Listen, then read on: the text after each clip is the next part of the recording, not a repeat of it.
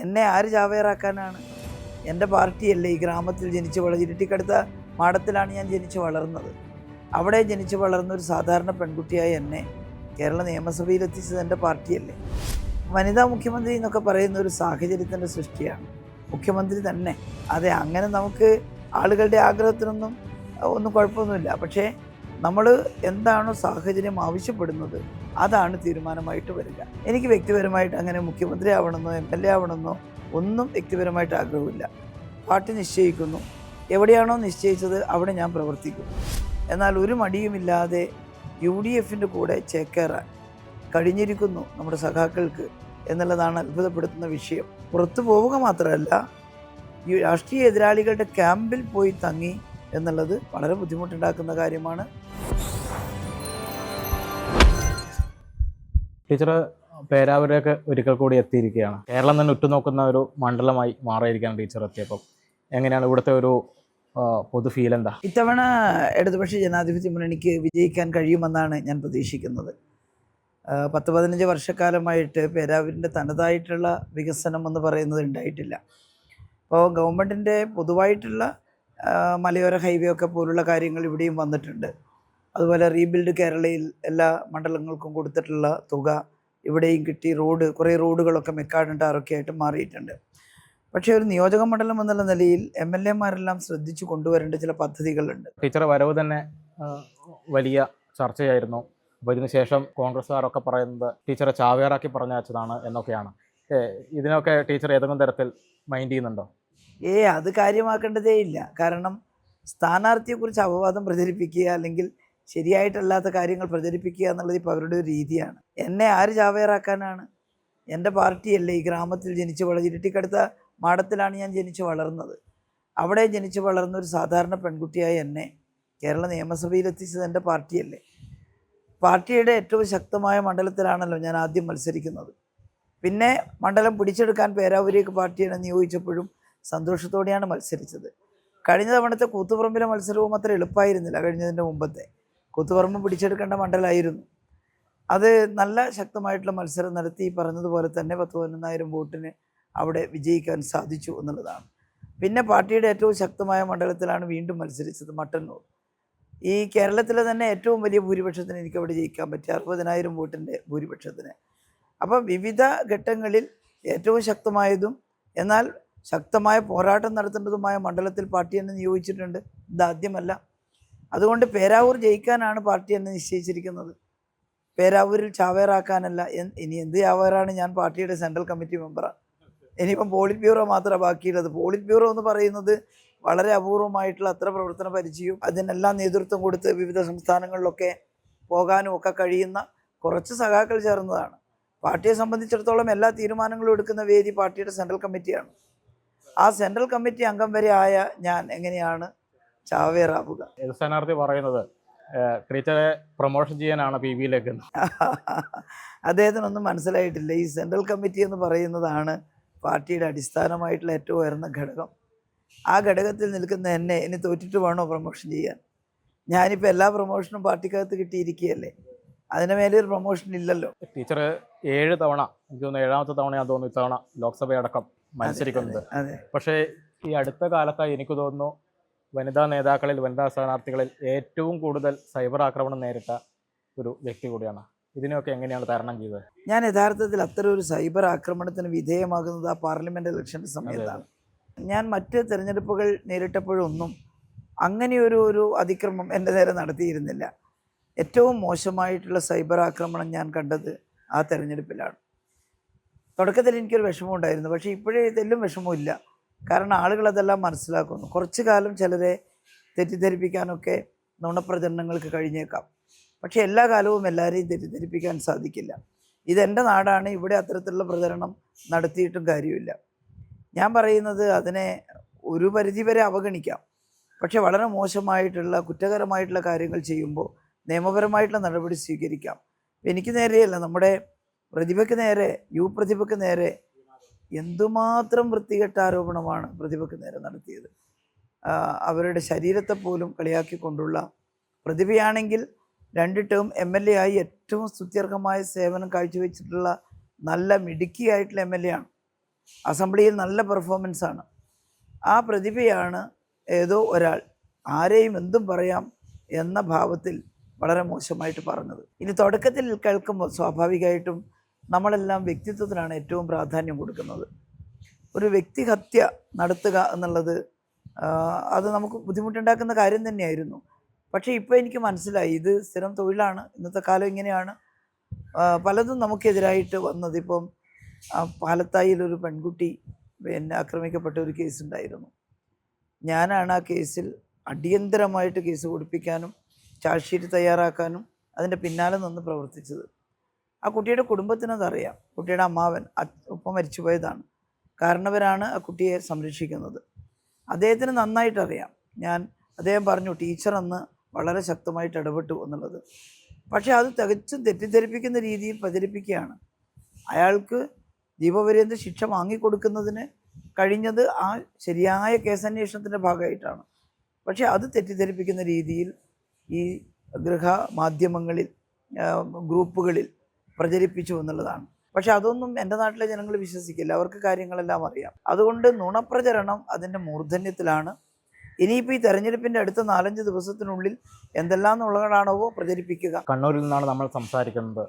CPMൻ്റെ ശക്തമായ കോട്ടയാണ്. പക്ഷേ ഇടക്കാലത്തായി വലിയ പ്രതിസന്ധിയുണ്ടാവും പാർട്ടിയിൽ. പലരും വിട്ടുപോകുന്നു. TK ഗോവിന്ദനെ പോലെയുള്ളവർ, കുഞ്ഞികൃഷ്ണനെ പോലെയുള്ളവർ, ഇപ്പോൾ ആലപ്പുഴയിലാണെങ്കിൽ G സുധാകരനെ പോലെയുള്ളവർ. പോകുമ്പോൾ അത് അങ്ങനെ പാടില്ലാത്തതല്ലേ? ശരിക്കും പാടില്ലാത്തതാണ്. എന്നാൽ ഒരു മടിയുമില്ലാതെ UDFൻ്റെ കൂടെ ചേക്കേറാൻ കഴിഞ്ഞിരിക്കുന്നു നമ്മുടെ സഖാക്കൾക്ക് എന്നുള്ളതാണ് അത്ഭുതപ്പെടുത്തുന്ന വിഷയം. അവർക്ക് വ്യക്തിപരമായിട്ട് വിഷമങ്ങൾ ഉണ്ടാവാം, പക്ഷെ നമ്മുടെ എല്ലാം വ്യക്തിപരമായ ഇഷ്ടാനിഷ്ടങ്ങളല്ലല്ലോ വിഷയം. അപ്പോൾ ഇതുവരെ ഒരു പഞ്ചായത്ത് മെമ്പർ പോലും ആകാൻ സാധിക്കാത്ത ഒരുപാട് ആളുകൾ ഈ പാർട്ടിയിലുണ്ട്. അവരെല്ലാം വർക്ക് ചെയ്യുന്നത് ഒരു പൊതു ലക്ഷ്യത്തിന് വേണ്ടിയാണ്. അങ്ങനെ കാണാൻ നമുക്ക് സാധിച്ചാൽ നമുക്കുണ്ടാകുന്ന വിഷമങ്ങൾ മാറിക്കിട്ടും. അപ്പോൾ അങ്ങനെ പുറത്തു പോവുക മാത്രമല്ല, ഈ രാഷ്ട്രീയ എതിരാളികളുടെ ക്യാമ്പിൽ പോയി തങ്ങി എന്നുള്ളത് വളരെ ബുദ്ധിമുട്ടുണ്ടാക്കുന്ന കാര്യമാണ്. അത് പക്ഷേ പാർട്ടി അനുഭാവികളോ മെമ്പർമാരോ ആരും കൂടെ നിൽക്കില്ല, കൂടെ പോവില്ല. സാധാരണ CPMൻ്റെ ഇങ്ങനെ പാർട്ടിയിൽ നിന്ന് അധികാര രാഷ്ട്രീയത്തിന് വേണ്ടി പുറത്തു പോകൽ കുറവാണ്.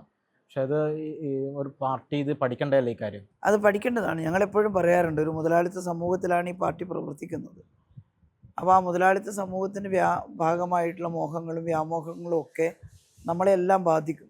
അങ്ങനെ ബാധിക്കുന്നതിനെ ചെറുക്കാനാണ് പാർട്ടി ഇടയ്ക്കിടയ്ക്ക് ഒരു കറക്റ്റീവ് മെഷേഴ്സ് നടത്തുന്നത്, തെറ്റുതിരുത്തൽ പ്രക്രിയ നടത്തുന്നത്. എല്ലാവരും വേണം, എത്ര വലിയവരായാലും ചെറിയവരായാലും ഞങ്ങൾ തെറ്റുതിരുത്തൽ പ്രക്രിയയിലൂടെ കടന്നു പോകാറുണ്ട്. അപ്പോൾ ഇതും ഒരു അനുഭവ പാഠമാണ്. അത് പാർട്ടി ശ്രദ്ധിക്കുന്നൊരു വിഷയമാണ്. സാധാരണ ശ്രദ്ധിച്ചുകൊണ്ടിരിക്കുന്ന കാര്യമാണ്. ഇനി കൂടുതലും അത് ശ്രദ്ധിക്കാൻ സാധിക്കും. പേരാവൂർ വന്നപ്പോഴേ പല ആളുകളുടെയും കമൻറ്റുകൾ എടുത്തു.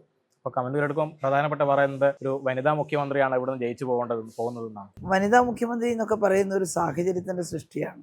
മുഖ്യമന്ത്രി തന്നെ, അതായത് ഇപ്പം 140 MLA-മാരാണ് മത്സരിക്കുന്നത്. അവർ ജയിച്ചു വന്നാൽ ആ പ്രത്യേക സാഹചര്യത്തിൽ ആരാണ് മുഖ്യമന്ത്രിയാവേണ്ടത്, ആരാണ് ഇതിൻ്റെ ഗവൺമെൻറ് മന്ത്രിമാരാകേണ്ടത് എന്നെല്ലാം LDF തീരുമാനിക്കുകയാണ് ചെയ്യുക. CPMൻ്റെ കാര്യത്തിലാണെങ്കിൽ CPM തീരുമാനിക്കുകയാണ് ചെയ്യുക. ഇപ്പോൾ കേരളത്തെ നയിക്കുന്നത് വളരെ കരുത്തനായിട്ടുള്ളൊരു മുഖ്യമന്ത്രിയാണ് സഖാവ് പിണറായി. ഒരുപാട് ആധുനിക വികസനത്തിന് അടിത്തറയിട്ട നേതാവാണ് അദ്ദേഹം.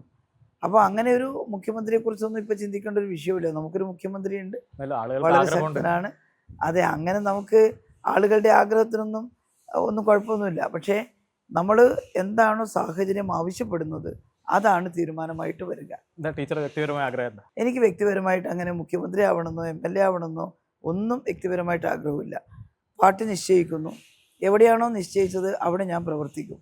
MLA ആണെങ്കിൽ MLA. ഇപ്പം ഞാൻ കഴിഞ്ഞ 5 വർഷക്കാലം MLA ആയിരുന്നു. അതിന് മുമ്പ് 5 വർഷക്കാലം മന്ത്രിയായിരുന്നു.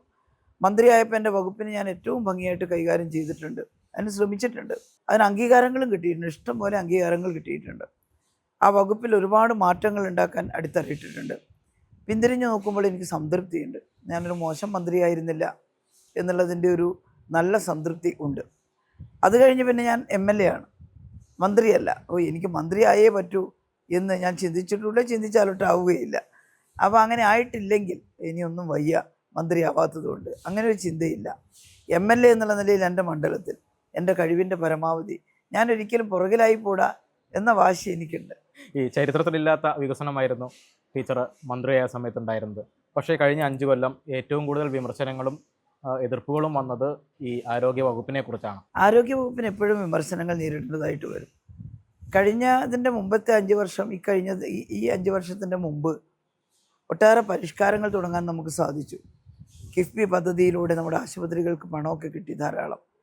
പക്ഷെ നല്ല മാസ്റ്റർ പ്ലാൻ തയ്യാറാക്കി സമർപ്പിച്ചാലേ പണം കിട്ടൂ. ഞങ്ങൾ നല്ല ടീം വർക്ക് ചെയ്തു. എല്ലാ ആശുപത്രികൾക്കും പണം കിഫ്ബിയിൽ നിന്ന് വാങ്ങിയെടുത്തു.